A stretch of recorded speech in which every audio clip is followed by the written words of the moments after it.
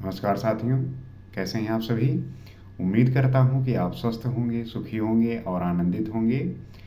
श्री रामचरितमानस में आपका स्वागत है। हम श्री राम के चरित्र का गुणगान करते हुए उन्हें जानने और समझने का प्रयास करते हैं और जीवन की विभिन्न धाराओं को कितनी सहजता से, कितने आराम से और कितने समझदारी से मैनेज करते हैं, ये जो है हमारे बोध का विषय है।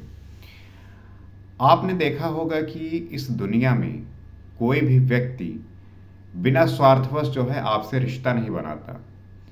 यहाँ पे हर किसी की जो है अपनी समस्याएं हैं, हर किसी के जो है अपने लालच हैं, लोभ हैं और हर एक व्यक्ति जो है अपने कार्य में इस तरीके से व्यस्त है कि आपके बारे में वो ना तो सोचता है, ना ही आपके बारे में इस प्रकार से कल्याण के लिए, लाभ के लिए जो है आपके प्रति कार्य करता है, तब तक जब तक कि आपसे जो है कोई उसका फायदा ना हो।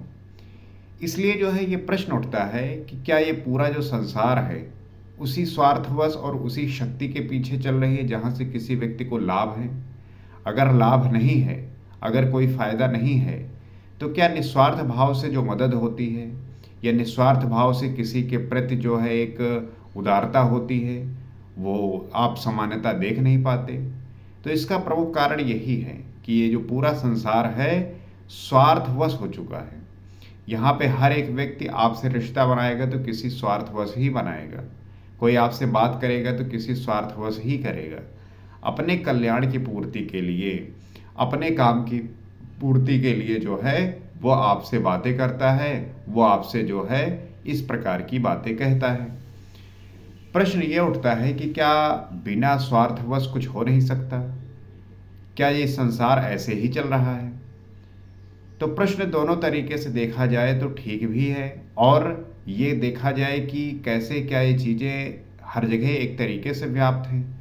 तो इसके प्रश्न कई हो सकते हैं। आप ये कह सकते हैं कि हाँ, आप ज़्यादातर देखेंगे कि जो व्यक्ति आपसे रिश्ता बनाता है उसमें किसी न किसी तरीके से उसका स्वार्थ निहित होता है। लेकिन आपने ऐसा भी देखा होगा कि आपके जीवन में बहुत ऐसे व्यक्ति ऐसे भी आते हैं जो निस्वार्थ भाव से आपको जो है प्रेम करते हैं, आपसे जो है रिश्ता बनाते हैं। लेकिन आप बहुतायत देखे होंगे कि आपसे रिश्ता वही अच्छे से बनाता है जिसका आपके जीवन में इस प्रकार से हित हो या अहित हो, वही जो है आपके जीवन में सम्मिलित होता है। कहने का मतलब ये है कि हर एक व्यक्ति जो है अपने ही दुनिया को लेकर, अपने ही स्वभाव को लेकर, अपने ही कार्य को लेकर अपने में ही व्यस्त है। उसे किसी व्यक्ति से तब फर्क पड़ता है जबकि उसका उस पर कोई प्रभाव पड़ेगा, अन्यथा उससे जो है कोई मतलब नहीं होता। और हमें जो है किसी व्यक्ति से मतलब रखना चाहिए या नहीं रखना चाहिए, ये विषय होता है कि उसकी आवश्यकता क्या है। अगर आपको लगता है कि किसी व्यक्ति को मदद की आवश्यकता है तो आपको अवश्य करनी चाहिए। लेकिन अगर आप मदद करने गए और उसने मना ही कर दिया, तब वहाँ पे फिर रिश्ता बनाने का कोई मतलब नहीं होता। हमें इन सब चीज़ों से प्रतिदिन अवेयर होना पड़ेगा, इसको जो है समझना पड़ेगा, क्योंकि हर एक चीज़ इतनी जो सरल और सहज दिखती है कभी कभी कॉम्प्लेक्स हो जाती है।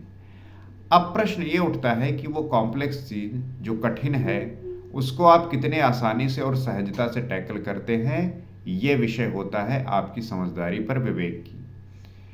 तो श्री रामचरितमानस में हम इसी प्रकार के गूढ़ रिश्तों और अलग अलग प्रकार की चीज़ों को सीखते हैं, समझते हैं, क्योंकि गोस्वामी तुलसीदास जी ने श्री रामचरितमानस में जिस प्रकार से सारी बातों को बड़ी सहज भाषा में लिखा है, समझाया है, इसे कोई भी व्यक्ति आराम से समझ सकता है, जान सकता है, क्योंकि इसकी जो भाषा है वो बहुत ही सरल है और सुगम है। तो मैं आप सभी को जो है आमंत्रित करता हूं कि आइए हम साथ में मिलकर इस ग्रंथ का पाठ करें, अध्ययन करें, क्योंकि हमारी जो सबसे आवश्यकता है कि हम जो है ग्रहण कर सके उस ज्ञान को जो हमारे जीवन में एक सफलता की चाबी बन जाए।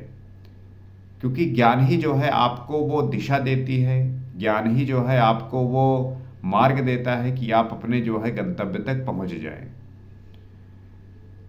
तो हमने पिछले एपिसोड में देखा कि किस प्रकार से जो है श्री रामचंद्र जी का जन्म हुआ, और जब जन्म हुआ तो किस प्रकार से चीजें घटित हो रही हैं, क्या हो रहा है, इसकी चर्चा हम आज करते हैं। तो गोस्वामी तुलसीदास जी लिखते हैं, भय प्रगट कृपाला दीन दयाला कौशल्या हितकारी, हर्षित महतारी मुनिमनहारी अद्भुत रूप विचारी, लोचन अभिरामा तनु घनश्यामा निज आयुध भुजचारी, भूषण बनबाला नयन विशाला शोभा सिंधु खरारी। दीनों पर दया करने वाले कौशल्या जी के हितकारी कृपालु प्रभु प्रकट हुए। श्री रामचंद्र जी सदैव दीनों पर दया करने वाले होते हैं। तो आप भी जो है रामचंद्र जी से क्या गुण सीख सकते हैं कि जो व्यक्ति दीन है, जिसके पास कुछ है नहीं, किसी की मदद मिलती नहीं है, मैंने जैसे बताया नहीं कि पूरा दुनिया जो है स्वार्थवश आपसे रिश्ता बनाता है, लेकिन ईश्वर है कि वो दीनों पर दया करने वाले हैं। दीनों को कौन दोस्त बनाता है? कोई नहीं बनाता, लेकिन ईश्वर जो है उन पर कृपा करते हैं। तो दीनों पर दया करने वाले, आपको भी अगर राम बनना है, आपको भी वैसा व्यक्तित्व लेके आना है, तो आपको भी दीनों पर दया करनी होगी। मुनियों के मन को हरने वाले उनके अद्भुत रूप का विचार करके माता हर्ष से भर गई। नेत्रों को आनंद देने वाला मेघ के समान श्याम शरीर था। चारों भुजाओं में अपने खास आयुध धारण किए हुए थे। दिव्य आभूषण और वनमाला पहने थे। बड़े बड़े नेत्र थे। इस प्रकार शोभा के समुद्र तथा खर राक्षस को मारने वाले भगवान प्रकट हुए। भगवान के चरित्र का जो चित्रण भगवान के स्वरूप का जो चित्रण है, उसको गोस्वामी तुलसीदास जी ने इतने सुंदर और मनोहर तरीके से प्रस्तुत किया है कि आपके सुनने मात्र से जो है आपका जो भीतरी मन है वो प्रफुल्लित हो जाता है, आनंदित हो जाता है। कह दुई कर जोरी अस्तुत तोरी, कह विधि करो अनंता, माया गुण ज्ञान अतीत अमाना वेद पुराण भनंता, करुणा सुख सागर सब गुण आगर, जहि गावहि श्रुति संता, सो मम हित लागी जन अनुरागी, भयो प्रगट श्रीकंता। दोनों हाथ जोड़कर माता कहने लगी, हे अनंत, मैं किस प्रकार तुम्हारी स्तुति करूं। वेद और पुराण तुमको माया गुण और ज्ञान से परे और परिमाण रहित बतलाते हैं। जब प्रकट हुए तो माता कौशल्या ने कहने लगी कि हे अनंत, मैं आपकी किस प्रकार से स्तुति करूं। वेद और पुराण तुमको माया गुण और ज्ञान से परे और परिमाण रहित बतलाते हैं। श्रुतियां और संतजन दया और सुख का समुद्र तथा सब गुणों का धाम कहकर जिनका गान करते हैं, वही भक्तों पर प्रेम करने वाले लक्ष्मीपति भगवान मेरे कल्याण के लिए प्रकट हुए हैं। तो जो सभी लोग अपनी अलग अलग तरीके से आपका जो है गुणगान करते हैं, वैसे मैं आपका जो है किस प्रकार से गुणगान करूं। ब्रह्मांड निकाया निर्मित माया, रोम रोम प्रतिवेद कहे, मम उर्सो बासी कह उपहासी, सुनत धीर मत धीर न रहे। उपजा जब ज्ञाना प्रभु मुस्काना, चरित बहुत विधि कीन चहै, कही कथा सुहाई मात बुझाई, जहि प्रकार सुत प्रेम लहै। वेद कहते हैं कि तुम्हारे प्रत्येक रोम में माया के रचे हुए अनेकों ब्रह्मांडों के समूह हैं।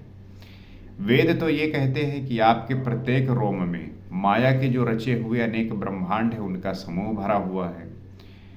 वे तो मेरे गर्भ में रहे। इस हंसी की बात के सुनने पर धीर विवेकी पुरुषों की बुद्धि भी स्थिर नहीं रहती, विचलित हो जाती है। इस प्रकार से आपका जो है स्वरूप है, और मैंने आपको जो है गर्भ में रखा। ये सुनकर जो धीर बुद्धि वाले हैं, जो विवेकी हैं, जो इस प्रकार के लोग हैं, वो भी विचलित हो जाते हैं। जब माता को ज्ञान उत्पन्न हुआ तब प्रभु मुस्कुराए। वे बहुत प्रकार के चरित्र करना चाहते हैं। तो माता को ये जो है ज्ञान उत्पन्न हो गया, प्रभु जो है मुस्कुराने लगे। वे बहुत प्रकार के चरित्र करना चाहते हैं तथा उन्होंने पूर्व जन्म की सुंदर कथा कहकर माता को समझाया, जिससे उन्हें पुत्र वात्सल्य प्रेम प्राप्त हो, भगवान के प्रति पुत्र भाव हो जाए। तो माता को ये ज्ञान हो गया कि उनके गर्भ से जो है भगवान राम जो है प्रकट हुए हैं, और उनके चरित्र को जो है समझाया। बहुत प्रकार से चरित्र करना चाहते थे, इस बात का जो है जिक्र किया। और उन्होंने पूर्व जन्म की सुंदर कथा कही, जो माता ने जो है तपस्या की थी शतरूपा के रूप में, और जिससे उन्हें पुत्र वात्सल्य प्रेम प्राप्त हो, भगवान के प्रति पुत्र भाव उत्पन्न हो। तो ये सारी बात बताकर समझाया ताकि कौशल्या के मन में जो है पुत्र भाव उत्पन्न हो और पुत्र प्राप्त करने की इच्छा जागृत हो। ये जागृत जो हुआ था शतरूपा के रूप में, और अब कौशल्या के रूप में जो ये भाव प्रकट हुआ है, वो ये महसूस कर सके, जान सके। माता पुण्य बोली सो मत डोली, तजहु तात यह रूपा, कीजे से सुलीला अति प्रियशीला, यह सुख परम अनूपा। सुन बचन सुजाना रोदन ठाना, होई बालक सुरभूपा, ये चरित जिगावहि हरपद पावहि, ते पर परहि भव कूपा।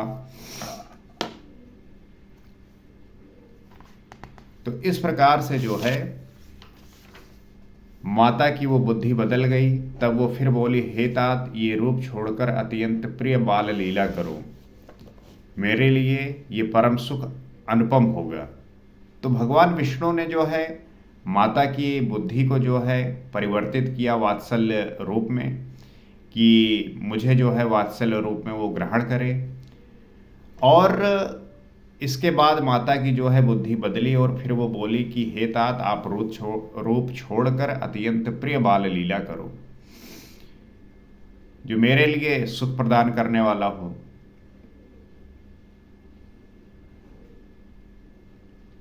माता का यह वचन सुनकर देवताओं के स्वामी सुजान भगवान ने बालक रूप होकर रोना शुरू कर दिया।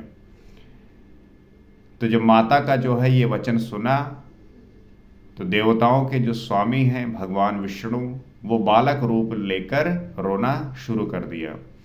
तुलसीदास जी कहते हैं, जो इस चरित्र का गान करते हैं वो श्री हरि का पद पाते हैं और फिर संसार रूपी कूप में नहीं गिरते। गोस्वामी तुलसीदास जी ने जिस प्रकार से ये वंदना की, इस चरित्र को गाया, वो ये कहते हैं कि जो भी इस चरित्र को गाता है वो श्री हरि का पद जो है वो प्राप्त करता है और वो संसार कूप में नहीं गिरता। क्योंकि संसार ऐसा है कि जो भी व्यक्ति इसमें आता है उसको जो है तरह तरह के कष्ट भोगने पड़ते हैं, सदैव जो है संघर्षों से उसे जूझना पड़ता है। तो वो इससे जो है छुटकारा पाकर श्री हरि के पद को जो है पाते हैं। उसके बाद जो है जीवन चक्र का जो आवागमन है वो समाप्त हो जाता है, खत्म हो जाता है। विप्रधेन सुर संत हित लीन मनुज अवतार, निज इच्छा निर्मुत तनु माया गुण को पार। ब्राह्मण, गौ, देवता और संतों के लिए भगवान ने मनुष्य का अवतार लिया। भगवान इसीलिए भगवान है क्योंकि वो दूसरों के लिए जो है सदैव उपलब्ध होते हैं। ब्राह्मण के लिए, गाय के लिए, देवता और संतों के लिए भगवान ने जो है मनुष्य का अवतार लिया। वह आज्ञामयी मलिना माया और उसके गुण सत रज तम और बाहरी तथा भीतरी इंद्रियों से परे हैं। एक आम व्यक्ति का जीवन आप देखिए, वह जो है अज्ञानमयी मलिना माया और उसके जो गुण है सत रज और तम, और जो बाहरी तथा भीतरी इंद्रियां हैं, इसी में जो है वो पड़ा रहता है, इसी में जो है नाचता रहता है। लेकिन राम इससे जो है परे हैं। उनका दिव्य शरीर अपनी इच्छा से बना है, किसी कर्म बंधन से परवश होकर त्रिगुणात्मक भौतिक पदार्थों के द्वारा नहीं। तो जो उनका दिव्य शरीर है उनकी इच्छा से बना हुआ है। ऐसा नहीं है कि किसी कर्म बंधन से परवश हैं और इसके बाद जो है त्रिगुणात्मक भौतिक पदार्थों के द्वारा बनी है, ऐसा नहीं होता। इसलिए आप देखेंगे कि अगर आपको राम बनना है, राम के जैसा बनना है, राम के गुणों को प्राप्त करना है, तो आपको भी भीतरी और बाहरी जो इंद्रियां हैं उससे परे जाना होगा। जो सत रज और तम गुण है उससे ऊपर जाना होगा। जो ये माया है और ये जो अज्ञानमयी मलिना है, इससे जो है परे जाना होगा। इन सब से जब आप ऊपर जाओगे तब आपको जो है ईश्वर की, भगवान की, इन सब की जो है जानकारी होगी, वैसे लक्षण होंगे और उन्हें जो है प्राप्त कर पाओगे। हम विषय आसक्त में जो है लिपटे हुए हैं, हमारा जो बोध है वो उतना ऊंचा है ही नहीं। इस वजह से हम अज्ञानता पूर्वक सारे कार्य को करते रहते हैं। लेकिन जब आप होश साधते हैं, जब ध्यान करते हैं, तब आपको ये समझ में आता है कि ये शरीर इतनी महत्वपूर्ण है, इतनी जो है इसकी वैल्यू है। जो भी समझ गया वो जो है भगवान बन सकता है, वो जो है इस संसार पे अपना जो है पूरा अधिकार करते हुए इस संसार में जो भी व्यक्ति इससे अनभिज्ञ है, जो भी अवेयर नहीं है, उन्हें बताकर वो उसको उस स्थिति को प्राप्त करा सकता है। तो मुझे पूरी उम्मीद है कि आप जो है इस बात को समझ पा रहे होंगे, और इस चैनल का उद्देश्य यही मात्र है कि आप अपने आप को समझें, आप अपनी उपयोगिता को समझें। आपको लगता है कि ये शरीर मात्र मिली है और इसकी आप उपयोगिता को नहीं समझते। ये इतना महत्वपूर्ण है, ये शरीर की वैल्यू इतनी ज़्यादा है कि जो भी व्यक्ति, जो भी साधक इसको समझ गया, वो क्या प्राप्त कर सकता है, क्या जान सकता है, इसकी आप कल्पना भी नहीं कर सकते। इसलिए जो है अपने शरीर का पूरी तरीके से रक्षा करनी है, और जो भी ऐसी गूढ़ बातें हैं इनको जानते हुए, साधना करते हुए उस स्थिति को प्राप्त करनी है। और आप कर पाएंगे, क्योंकि आपकी जो दृढ़ इच्छा शक्ति है वो बहुत है, मजबूत है, और आप निरंतर साधना करते हुए उसे प्राप्त कर सकते हैं। उसी पे जो है हम नित्यवाद करते हैं, उसी पे हम चर्चा करते हैं कि ताकि आप इन बातों को जान सके, समझ सकें। तो आप इस चैनल से जुड़ सकते हैं, क्योंकि हम यहाँ पे इसी प्रकार की बातें करते हैं जो आपके ज्ञान चक्षु को खोलने के लिए उपयोगी हो। मेरी इतनी बुद्धि नहीं है कि मैं इन बातों को जो है प्रदर्शित कर सकूं। बस जो बातें लिखी हुई हैं, जो महान संतों ने कही हुई है, उसी की जो है हम चर्चा करते हैं, बात करते हैं। और आपसे मेरी ये पूरी उम्मीद है कि आप भी इस बात को समझ पा रहे होंगे।